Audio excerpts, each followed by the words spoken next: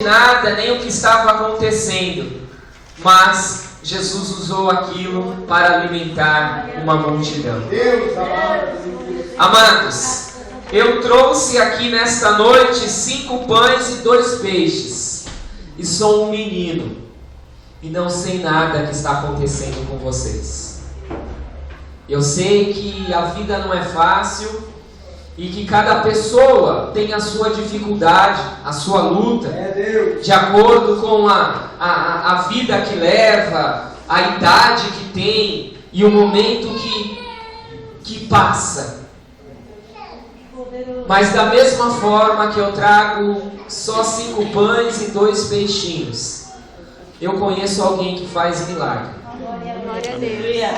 E eu creio que Ele é poderoso, não apenas para alimentar as nossas almas, mas para entrar com providência em cada situação. Amados, Hebreus no capítulo 11 e no versículo de número 17, eu tinha lido até o 22, mas eu entendi que para esta noite era até o 19. Então vamos ler. Hebreus 11, 17. Pela fé, Abraão, quando posto à prova, ofereceu Isaque. Estava mesmo para sacrificar o seu unigênito, quando que acolheu alegremente as promessas.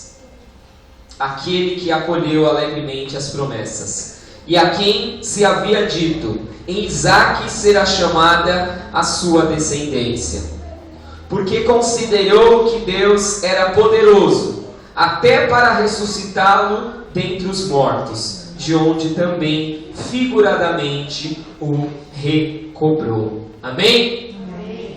Então nós estamos aqui no capítulo 11 de Hebreus, que fala sobre a fé, ou como alguns gostam de dizer, sobre os heróis da fé. Então já falou de Abel, já falou de Enoque, já falou de Noé, já inclusive falamos de Abraão num outro momento da vida dele, e agora chegamos num outro momento da vida de Abraão, aonde ele foi colocado à prova. Diz as Escrituras que ele foi posto à prova. Um outro texto vai dizer que Deus o expôs à prova. O texto da King James, que é uma outra versão, e deve ter você também uma outra versão, diz assim: pela fé Abraão, no tempo em que Deus o expôs à prova, ofereceu Isaque como sacrifício. Essa passagem, na realidade, está registrada em Gênesis, no capítulo de número 22. E é interessante nós observarmos que nós estivemos aqui nos 12 dias de clamor. Nós estivemos aqui nos 12 dias de clamor, falando muito sobre a vida de José. E nós vimos que em diversos momentos José também foi colocado à prova. José foi lançado no poço, depois José esteve na casa de Potifar. José, na própria casa de Potifar, foi colocado à prova com a mulher dele, com a mulher de Potifar. José foi colocado à prova quando estava na prisão. José foi colocado à prova quando estava no palácio. José foi colocado à prova quando os irmãos dele se apresentaram a ele.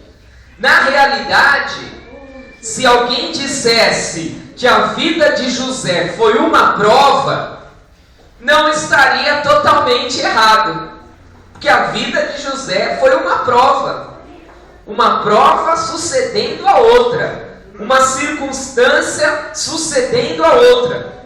Mas existem várias maneiras de enxergarmos a nossa vida, ou a vida, né? Algumas pessoas imaginam a vida como se fosse uma montanha russa, né? Uma montanha russa, você tem aqueles momentos de aventura, né? São grandes aventuras, você vira de ponta cabeça, depois você para, né? Então imagina a vida como uma grande aventura.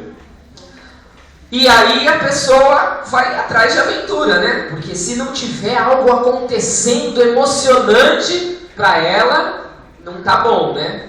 Então não pode ter nada de rotina, nada comum, a vida tem que ser uma aventura. Tem outras pessoas que enxergam a vida como se fosse uma grande roda gigante. Fala, não, é assim mesmo. Uma hora a gente está em cima, outra hora a gente está embaixo. A vida é assim, vai rodando e a gente vai indo. A gente tem que aproveitar os tempos bons e quando tiver os tempos ruins a gente tenta levar e vamos seguindo.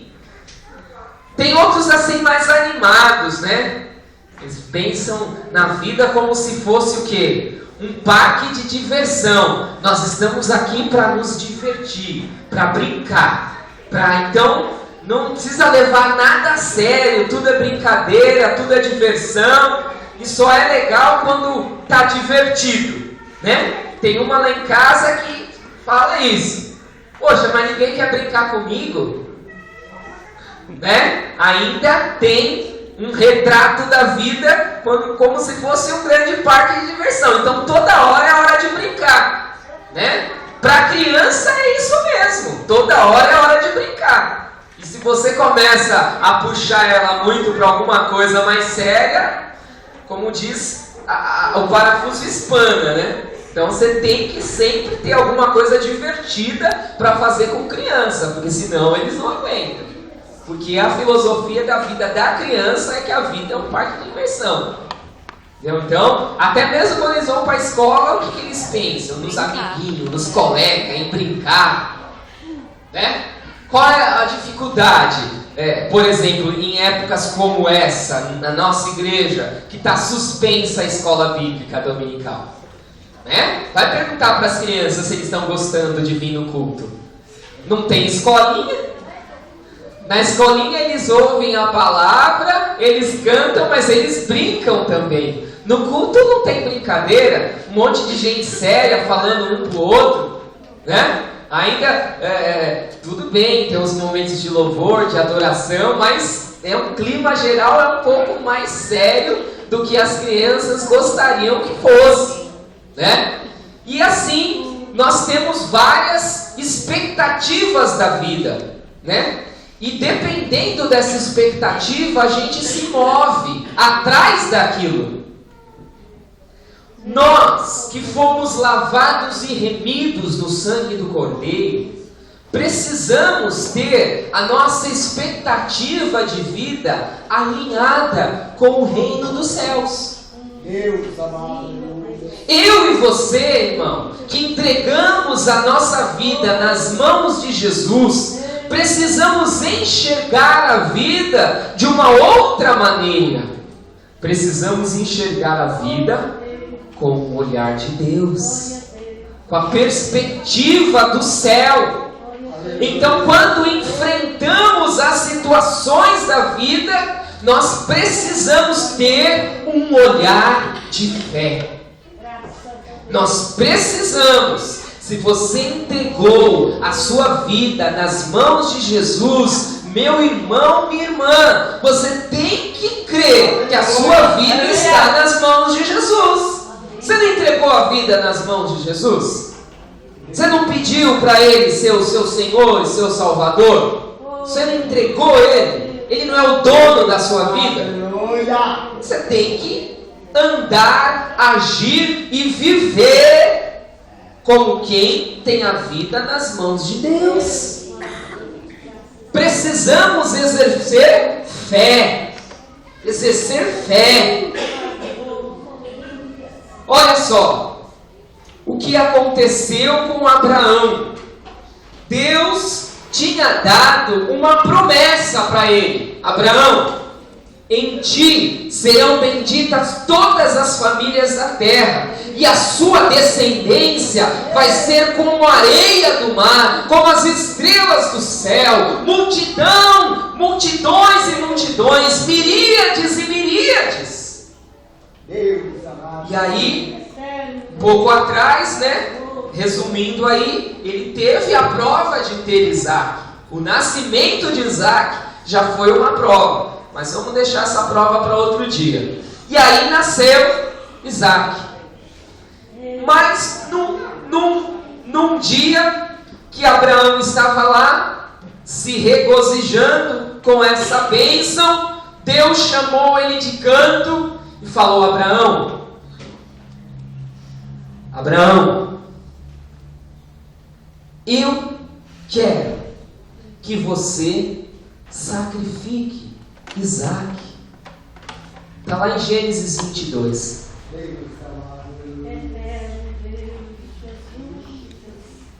Deus disse: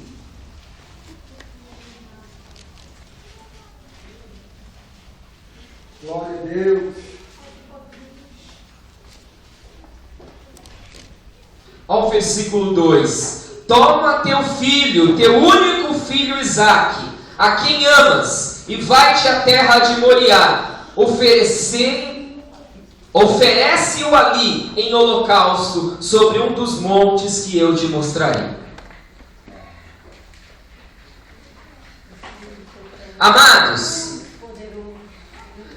nós precisamos ter fé, e como diz a palavra, a fé vem pelo ouvir, ouvir a palavra de Deus, e ter essa fé baseada na palavra.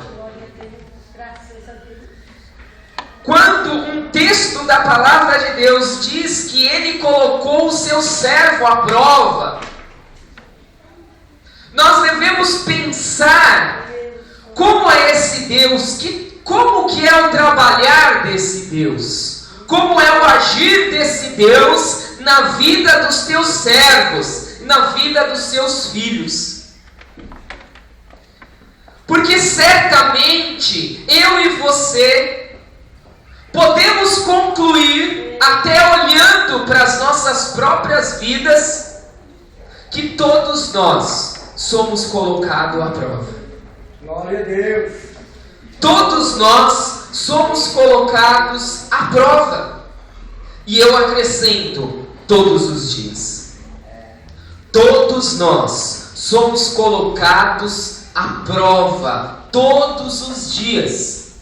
Então, se nós, segundo Rick Warren, que é o autor de Uma Vida com Propósitos, se nós quisermos usar uma das figuras bíblicas para descrever o sentido da vida, nós poderíamos dizer que a vida é um grande campo de provas de Deus. A vida é um teste. A vida é um teste. É um campo de provas, onde você é constantemente provado. Constantemente provado. Constantemente eu e você estamos sendo submetidos a testes. Agora, por que Deus faz isso? Porque Deus trabalha dessa maneira. Ele trabalhou assim com José, Ele trabalhou assim com Abraão, Ele trabalhou assim com Davi, Ele trabalhou assim com Jesus. E eu quero te dizer nesta noite, Ele trabalha assim comigo e com você. Ele é um Deus que trabalha colocando os seus filhos a testes, a provas. Mas será por quê? Porque Deus quer ver a gente se dando mal? Por isso que Ele coloca a gente em situações complicadas, em situações difíceis. Ele quer ver a gente se dando mal? Não, irmãos. Pelo contrário, Ele quer produzir em nós algo que só o teste pode produzir. Olha! Às vezes você vai, principalmente num curso profissionalizante, e aí você vai lá e tem aquelas aulas todas teóricas, né? E você pega uma apostila e vê uma coisa no quadro, vê até no computador. Mas chega uma hora que você tem que fazer um teste. Você tem que pegar uma peça e transformar ela verdadeiramente, montar ou desmontar um computador, costurar uma peça de roupa, enfim, você é submetido a um teste. É diferente de estar lá na teoria. Você vai ter que fazer aquilo acontecer. E ali, às vezes, o que você percebe? Você percebe que às vezes aquela teoria não foi suficiente para você conseguir fazer aquilo acontecer. Às vezes você tinha uma expectativa que você, não, eu sei, já entendi tudo, é só chegar lá, fazer isso. Ai, meu irmão, na primeira vez que você foi colocar lá o primeiro passo já não deu certo. Então, vamos abrir lá em Tiago, capítulo de número 1. Vamos entender porque Deus é um Deus que nos coloca à prova, que nos submete a testes. Olha o versículo de número 2 de Tiago, no capítulo 1. Versículo de número 2 diz assim: meus irmãos, tende por motivo de toda alegria o passardes por várias provações, sabendo que a provação da vossa fé, uma vez confirmada, produz perseverança. Ora, a perseverança deve ter ação completa, para que sejais perfeitos e íntegros, em nada deficientes. Olha só, esse Deus que coloca os seus filhos à prova em testes, ele tem um objetivo, ele tem uma motivação, que é produzir perfeição, que é produzir perseverança, que é produzir fé, que é produzir convicção no nosso coração. Ele quer que eu e você sejamos pessoas de convicção. Quando estamos aqui no meio do povo, então a gente dá glória a Deus, a gente canta, a gente pula, a gente ora. Mas e na hora da prova? É aí a hora da convicção aparecer. Se você realmente crê em Deus, na hora da prova você vai cantar, você vai pular, você vai também fazer a mesma coisa. Hora da teoria. Você vai sair da teoria e vai para a prática. Você vai se juntar com Paulo e Silas lá na prisão, e mesmo com as mãos amarradas, e vai começar a glorificar a Deus. Você vai se juntar com Sadraque, Mesaque e Abidnego no meio da fornalha, vai começar a ver o quarto homem. É a prática. Saiu da teoria. E Deus quer produzir essa fé nos nossos corações. Deus quer produzir essa convicção. Então tem crente, pastor Paulo, que a hora que vê a prova desse lado, ele corre no outro.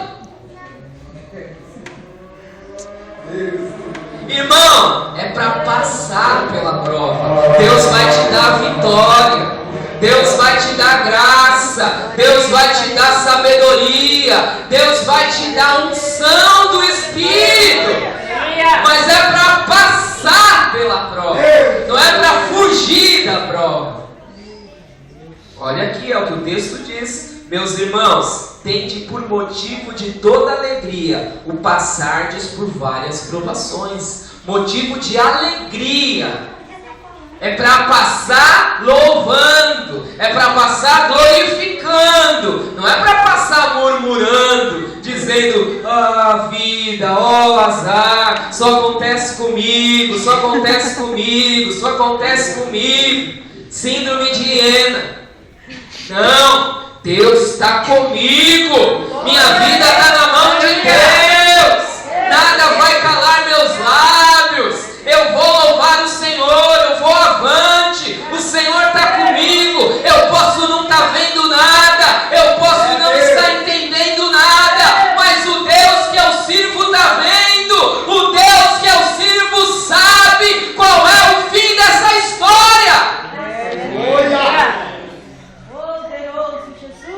O Senhor está trabalhando para gerar fé nos nossos corações. E nós precisamos ser submetidos à prova. Agora, evidentemente, existe um outro personagem. Não é um outro sozinho, né? Porque ele tem os seus adeptos, que ele também entra nesse meio da prova. Ele também está por aí, se andando, rondando, procurando alguém para que possa tragar. E aí, é interessante que no grego, a palavra traduzida por prova, por teste, por provação, é a mesma para tentação. É uma palavra que dá o sentido de peneirar. Peneirar. Lembra quando Jesus falou para Pedro? Pedro, Satanás está te pedindo para vos peneirar como trigo. Peneirar. Prova, teste. Aí, irmão, irmã, o que acontece? O que acontece é aquilo que nós temos que aprender com o Senhor Jesus. Vigiai e orai, para que não entreis em tentação. Porque o espírito está pronto, mas a carne, na verdade, é fraca. Então olha só, não é a questão apenas de a mesma palavra ter dois sentidos. O sentido é completamente diferente. Uma coisa é você estar na prova de Deus. A outra coisa é você estar na tentação do diabo. E aqui, eu e você precisamos crescer. Nós precisamos aprender. Nós precisamos nos fortalecer com a palavra de Deus, com a orientação, com o alimento do Senhor. Porque se em todo momento nós estamos sendo testados, em todo momento nós estamos sendo provados, isso significa o quê? Significa que em todo momento nós estamos na prova. É isso mesmo. Só que em alguns desses momentos o diabo vai tentar transformar a prova numa tentação. A prova numa tentação. Porque Deus quer que você cresça, que você se fortaleça, que você vença, supere os obstáculos, salte as muralhas, atravesse o mar, que você alcance a vitória. Mas o diabo não quer isso não, irmão. Ele quer que você fique prostrado, que você fique parado, de preferência que você até retroceda. E ele vai se aproveitar de toda a situação. Quando Jesus foi tentado pelo diabo, diz a palavra de Deus que Jesus foi levado pelo Espírito ao deserto para ser provado. Você está entendendo?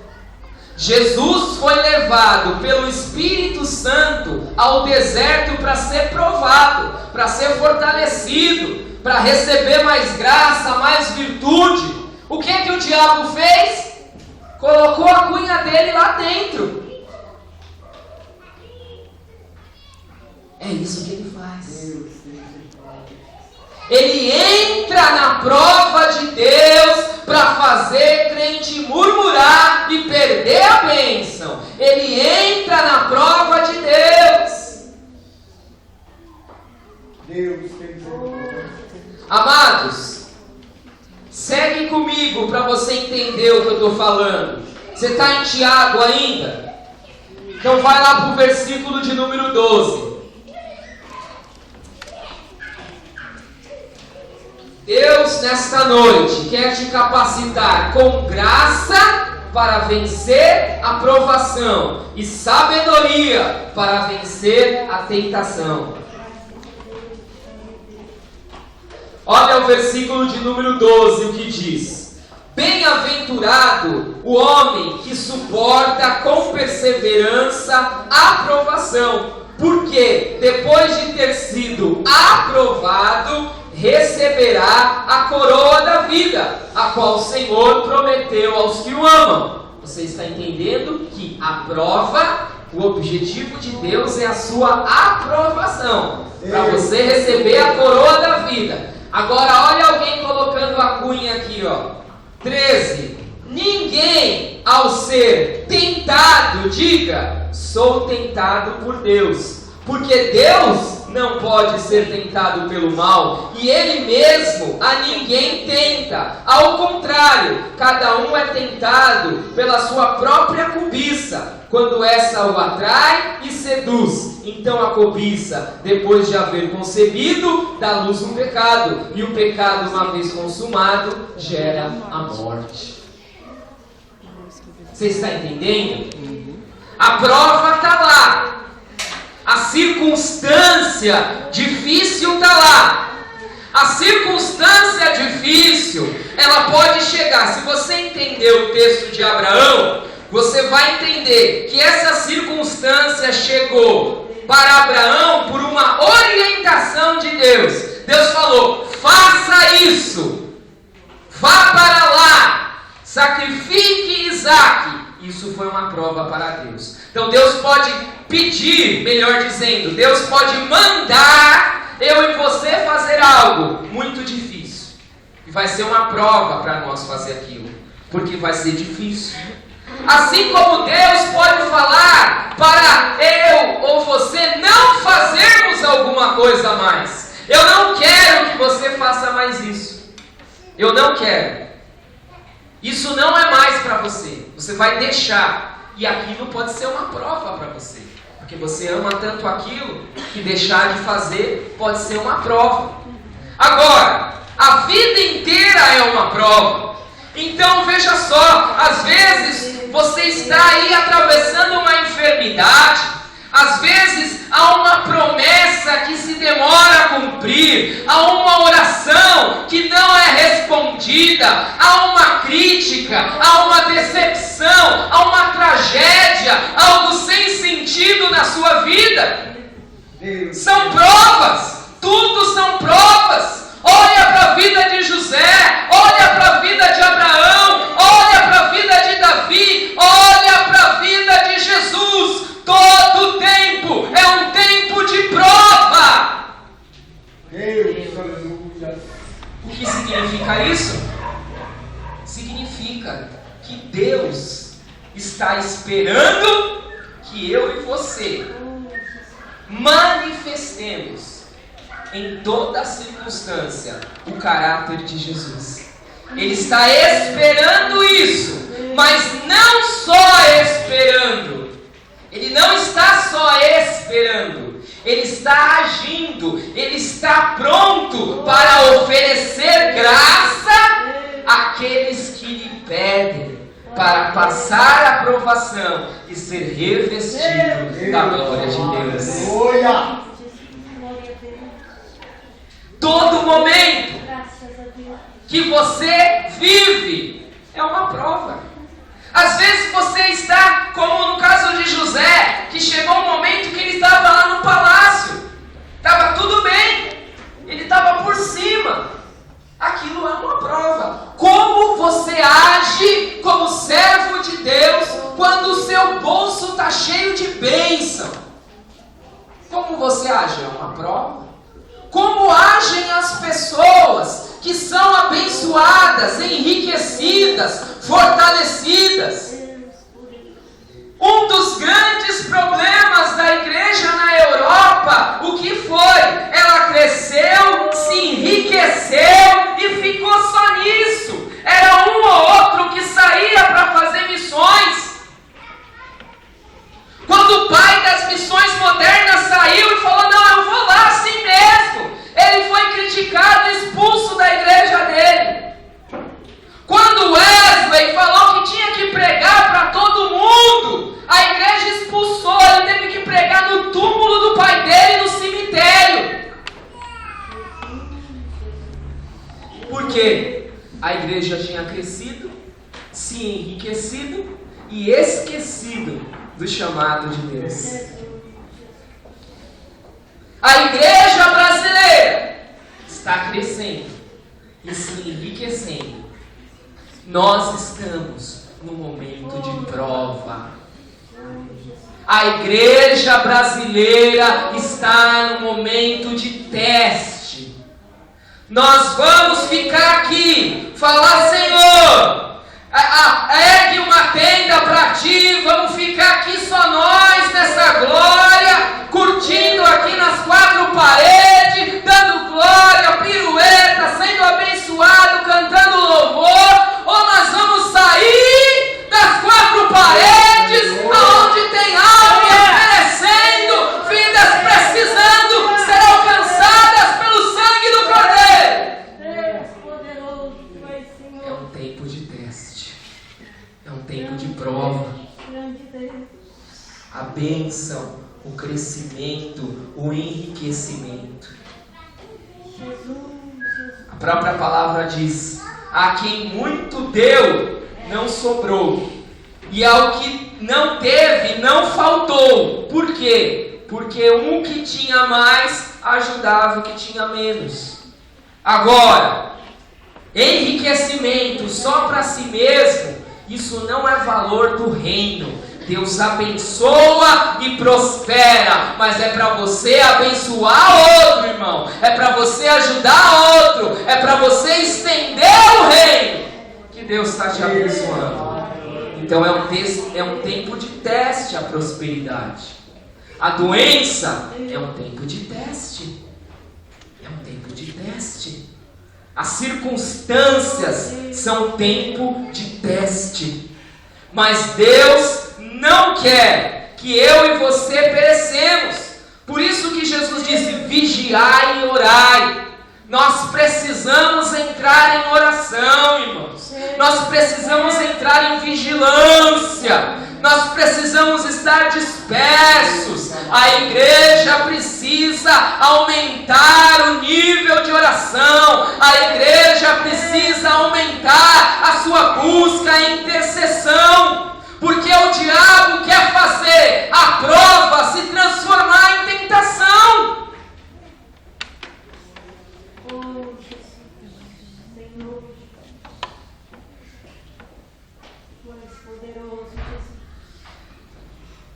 Mas Deus está trabalhando.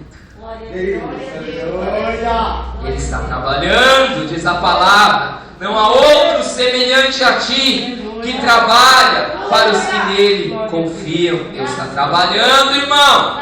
Deus está trabalhando, irmã. Glória a Deus. Diz as Escrituras em Romanos 8, capítulo 8, que todas as coisas cooperam para o bem daqueles que amam a Deus e são chamados segundo o seu propósito. Mas eu quero ler um texto para encerrar essa palavra. 1 Coríntios, capítulo de número 10 e versículo de número 13. Preste atenção nesta palavra. Esta palavra já foi citada nessa noite. Porque Deus está trabalhando. Porque Deus está agindo. Aleluia! Meu irmão, cada vez que a sua fé é provada,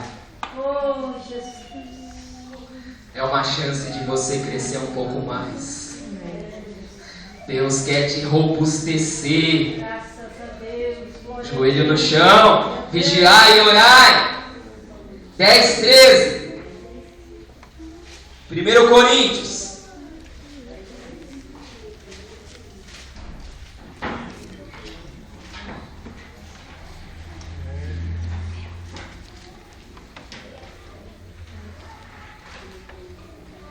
Na verdade, isso é a finalização de um argumento.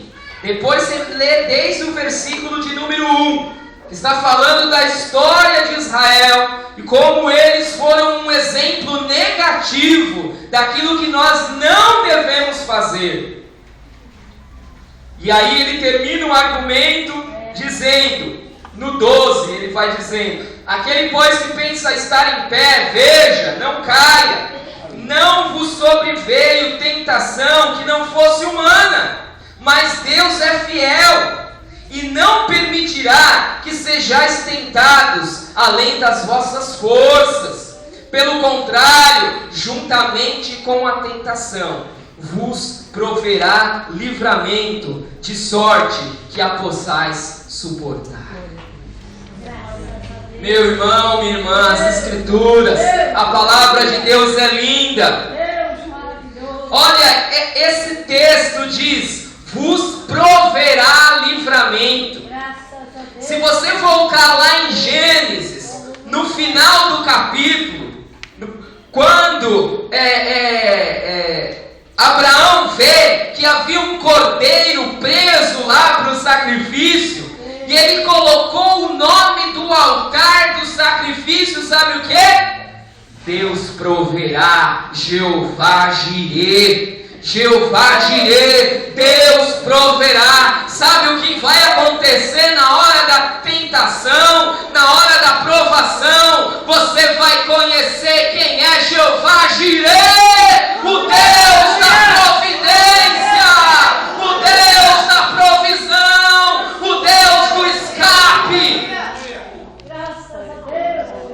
Ele está agindo, irmão, na minha vida e na sua vida. Não fuja da prova.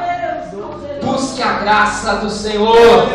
Mas como José, fuja da tentação. Não fuja da prova, fuja da tentação. Não fuja da prova, fuja da tentação. Não fuja da prova, fuja da tentação. Mas como eu faço isso, irmão? Vigiai e orai. Nós precisamos estar em oração para entender a mente de Deus, para que as Escrituras se revelem a nós, para que uma mensagem pregada num domingo à noite, num culto, que são simplesmente 5 pães e 2 peixes, se transforme em alimento para alimentar sua alma. Porque se você vem aqui para ouvir Deus falar, Ele fala contigo.